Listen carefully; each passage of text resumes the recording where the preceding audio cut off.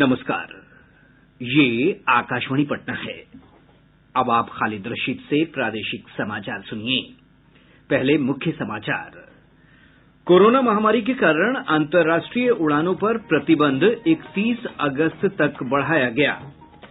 प्रधानमंत्री नरेंद्र मोदी ने स्वतंत्रता दिवस के मौके पर आम नागरिकों से मांगे सुझाव। जनता दल यूनाइटेड के राष्ट्रीय कार्यकारिणी की बैठक आज नई दिल्ली में। आरसीपी सिंह की जगह नए अध्यक्ष चुने जाने की संभावना। और मौसम विभाग ने अगले 5 दिन के दौरान राज्य के अधिकांश हिस्सों में सामान्य से अधिक बारिश का अनुमान जताया। देश भर में 18 वर्ष से अधिक आयु वर्ग के लोगों के लिए सरकारी केंद्रों पर निःशुल्क कोविड टीकाकरण अभियान जारी है। युवाओं से आग्रह है कि कोविड से बचाव का टीका अवश्य लगवाएं और अन्य लोगों को भी इसके लिए प्रोत्साहित करें। जब तक आवश्यक न हो घर से बाहर न निकलें और 3 सरल उपायों का पालन करें। मास्क लगाएं, 2 गज की सुरक्षित दूरी बनाए रखें, हाथ और मुंह साफ रखें। साथ ही कोविड से संबंधित जानकारी प्राप्त करने और मार्गदर्शन के लिए आप राष्ट्रीय हेल्पलाइन नंबर 1075 पर संपर्क कर सकते हैं। बिहार सरकार के हेल्पलाइन नंबर 104 पर भी जानकारी प्राप्त की जा सकती है। अब समाचार विस्तार से। नागर विमानन महानिदेशालय ने एक परिपत्र जारी कर कहा है कि अंतर्राष्ट्रीय वाणिज्यिक उड़ानें 31 अगस्त तक रद्द रहेंगी। हालांकि अंतर्राष्ट्रीय कार्गो विमान संचालन और महानिदेशालय द्वारा विशेष रूप से अनुमोदित उड़ानों पर प्रतिबंध लागू नहीं होंगे। परिपत्र के अनुसार सक्षम प्राधिकारी द्वारा चुनिंदा मामलों के आधार पर कुछ मार्गों पर अंतर्राष्ट्रीय उड़ानों की अनुमति दी जा सकती है। गौरतलब है कि कोरोना के कारण देश में 23 मार्च 2020 से ही अंतर्राष्ट्रीय यात्री उड़ान सेवाएं निलंबित हैं। प्रदेश में पिछले 24 घंटों के दौरान 74 नए कोरोना संक्रमितों की पुष्टि हुई है। 26 जिलों में 10 से कम जबकि 11 जिलों में एक भी कोरोना के मरीज नहीं मिले हैं। प्रदेश में कोविड से स्वस्थ होने वालों की संख्या बढ़कर 7,14,596 हो गई है। स्वस्थ होने की दर 98.6% है। स्वास्थ्य विभाग के अनुसार फिलहाल सक्रिय मरीजों की संख्या 457 है। इधर प्रदेश में अब तक 2,38,92,824 लोगों को कोविड से बचाव के टीके दिए जा चुके हैं। वहीं देश भर में 45,60,00,000 से अधिक लोगों का टीकाकरण किया गया है। पटना उच्च न्यायालय ने राज्य सरकार से 9 अगस्त तक सभी अस्पतालों की व्यवस्था और यहां उपलब्ध सुविधाओं की जानकारी देने का निर्देश दिया है। मुख्य न्यायाधीश संजय करोल और न्यायाधीश एस कुमार की खंडपीठ ने एक याचिका पर सुनवाई करते हुए राज्य सरकार से पूछा है कि कितने लोगों का कोविड टीकाकरण किया गया है। इसके साथ ही हर जिले में ऑक्सीजन समेत मरीजों के कितने बेड उपलब्ध हैं, इसकी भी जानकारी देने को कहा है। स्वास्थ्य मंत्रालय के अनुसार केंद्र सरकार टीकाकरण की गति के साथ ही टीकाकरण का दायरा बढ़ाने के लिए भी राज्यों की लगातार मदद कर रहा है। मंत्रालय ने कहा है कि सरकार सभी वयस्कों के टीकाकरण के लिए राज्यों को 75% कोविड के टीके मुफ्त उपलब्ध करा रही है। मंत्रालय ने स्पष्ट किया है कि उत्तर प्रदेश और बिहार में कोविड टीकाकरण की धीमी गति का आरोप लगाने वाली कुछ मीडिया रिपोर्ट भ्रामक हैं। नीति आयोग में स्वास्थ्य मामलों के सदस्य डॉक्टर वीके पॉल ने कहा है कि कोविड रोधी टीके गर्भवती महिलाओं के लिए बहुत जरूरी हैं, क्योंकि उन्हें कोविड से गंभीर खतरा हो सकता है। गर्भवती महिलाओं को वैक्सीन लगाने के लिए प्रेरित करें, परिवार उनकी मदद करें, समाज उनको वैक्सीन की उपलब्धता जहां है उन सेंटर्स के साथ जोड़ें और इसके लिए कोई टेस्ट कराना है पहले से कोई बिल्कुल जरूरत नहीं है। जाइए अपना वैक्सीन लगाइए। Vaccine are safe, vaccine are effective और ये मुहिम हमारे देश में शुरू होनी चाहिए। केंद्र सरकार ने राज्यों और केंद्र शासित प्रदेशों को 48 करोड़ 3 लाख से अधिक कोविड टीके उपलब्ध कराए हैं। केंद्रीय स्वास्थ्य और परिवार कल्याण मंत्रालय ने कहा है कि 2 करोड़ 92 लाख से अधिक कोविड टीके अभी भी राज्यों और केंद्र शासित प्रदेशों के पास उपलब्ध हैं। केंद्र ने आश्वासन दिया है कि जल्द ही राज्यों और केंद्र शासित प्रदेशों को 71,16,000 से अधिक टीके दिए जाएंगे। केंद्र सरकार ने कहा है कि केंद्रीय आयुर्वेदिक विज्ञान अनुसंधान परिषद द्वारा विकसित आयुर्वेदिक औषधि आयुष 64 मानव के लिए सुरक्षित है। आयुष मंत्री सर्बानंद सोनोवाल ने बताया कि कोविड रोगी के उपचार में इस दवा की उपयोगिता साबित हुई है। उन्होंने कहा कि कोविड के हल्के, मध्यम और बिना लक्षण वाले मरीजों में आयुष 64 के उपचार से लोगों को लाभ हुआ है। प्रधानमंत्री नरेंद्र मोदी ने स्वतंत्रता दिवस भाषण के लिए नागरिकों से अपने सुझाव देने का अनुरोध किया है। इनमें से कुछ सुझावों को श्री मोदी 15 अगस्त के अपने भाषण में शामिल करेंगे। पिछले कुछ वर्षों से श्री मोदी स्वतंत्रता दिवस भाषण के लिए सीधे नागरिकों से सुझाव आमंत्रित करते रहे हैं। प्रधानमंत्री कार्यालय ने कहा है कि नागरिकों के सुझाव लाल किले की प्राचीर से सुने जा सकेंगे। लोग अपने विचार और सुझाव माईगव पर साझा कर सकते हैं। केंद्रीय माध्यमिक शिक्षा बोर्ड सीबीएसई की 12वीं की कक्षा के परिणाम घोषित कर दिए गए हैं। लड़कियों ने एक बार फिर बाजी मारी है। लड़कों की तुलना में लड़कियों के परीक्षा नतीजे 0.54% बेहतर रहे हैं। लड़कियों का उत्तीर्ण होने का प्रतिशत 99.67 रहा, जबकि लड़कों का 99.13% रहा है।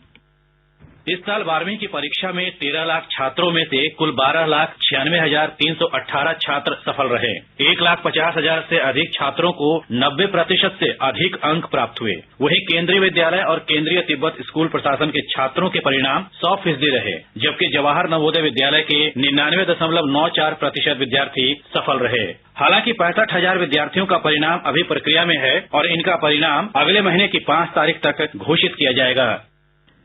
प्रदेश के सब्जी उत्पादकों को भी अब किसान क्रेडिट कार्ड मिलेगा। सहकारिता सचिव वंदना प्रेसी ने बताया कि केसीसी की सीमा 50,000 से 1 लाख तक की है।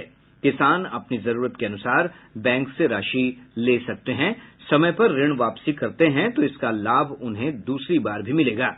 उन्होंने कहा कि सब्जी उत्पादन में बिहार देश में तीसरे नंबर पर है। सचिव ने कहा कि राज्य के 20 जिलों में 3 सब्जी प्रसंस्करण और विपणन संघ बनाए गए हैं, जिनसे लगभग 213 प्रखंड स्तरीय प्राथमिक सब्जी उत्पादक सहयोग समितियां गठित की गई हैं। राज्य के लगभग 25,000 किसान इन सहयोग समितियों के सदस्य हैं। प्रादेशिक समाचार आप आकाशवाणी पटना से सुन रहे हैं। जनता दल यूनाइटेड की राष्ट्रीय कार्यकारिणी की बैठक आज नई दिल्ली में होगी। बैठक में आरसीपी सिंह के स्थान पर पार्टी के नए अध्यक्ष के नाम की घोषणा होने की संभावना है। पार्टी के वरिष्ठ नेता और मुख्यमंत्री नीतीश कुमार ने नई दिल्ली में संवाददाताओं से बातचीत में कहा कि अभी किसी संभावना पर विचार करने की आवश्यकता नहीं है, बैठक में ही सब कुछ तय होगा। राज्य में छठे चरण के अंतर्गत 30,000 से अधिक माध्यमिक और उच्च माध्यमिक शिक्षकों की नियुक्ति का शेड्यूल बदल गया है। पटना उच्च न्यायालय के आदेश के बाद शिक्षा विभाग ने यह कार्रवाई की है। शिक्षा मंत्री विजय कुमार चौधरी ने बताया कि अब जून 2019 तक की रिक्ति की गणना की जाएगी और उसी के अनुसार नियुक्तियां की जाएगी। शिक्षा मंत्री ने कहा कि रिक्त पदों पर 18 अगस्त से 17 सितंबर तक आवेदन लिए जाएंगे, जबकि मेधा सूची 10 दिसंबर तक जारी की जाएगी। उन्होंने कहा कि महिलाओं की सीट नियमानुसार आरक्षित हैं, लेकिन एसटीईटी के अंक में उन्हें छूट नहीं दी जाएगी। वहीं शिक्षा मंत्री ने विधान परिषद में कहा कि शिक्षा के अधिकार कानून के अंतर्गत नामांकित बच्चों को निकालने वाले निजी स्कूलों पर कड़ी कार्रवाई की जाएगी। न्यूज ऑन एआईआर ऐप पर आकाशवाणी का सीधा प्रसारण जयपुर और पटना की युवाओं के बीच काफी लोकप्रिय है। इन दोनों शहरों में इस ऐप पर आकाशवाणी के सीधे प्रसारण के श्रोताओं में लगभग 60% 18 से 45 वर्ष आयु वर्ग के हैं। देश के बड़े शहरों में जनसांख्यिकी आधार पर न्यूज ऑन एआईआर रैंकिंग के सर्वेक्षण के दौरान ये बात सामने आई है। प्रसार भारती के आधिकारिक application news on AIR app पर आकाशवाणी की 240 से अधिक रेडियो सेवाओं का सीधा प्रसारण होता है। केंद्र सरकार ने कहा है कि 2020-21 में खाद्यान्न की खरीद अब तक की सबसे अधिक है। देश ने चालू खरीफ विपणन सत्र के दौरान 869 लाख टन से अधिक धान और रबी विपणन सीजन 2021-22 के दौरान 433 लाख टन से अधिक गेहूं की खरीद की है, जो अब तक की सबसे अधिक खरीद है। इसी अवधि में बिहार, पंजाब, गुजरात, तेलंगाना, झारखंड, केरल, मध्य प्रदेश, ओडिशा, तमिलनाडु, उत्तराखंड और उत्तर प्रदेश में धान की अब तक की सबसे अधिक खरीद दर्ज की गई है।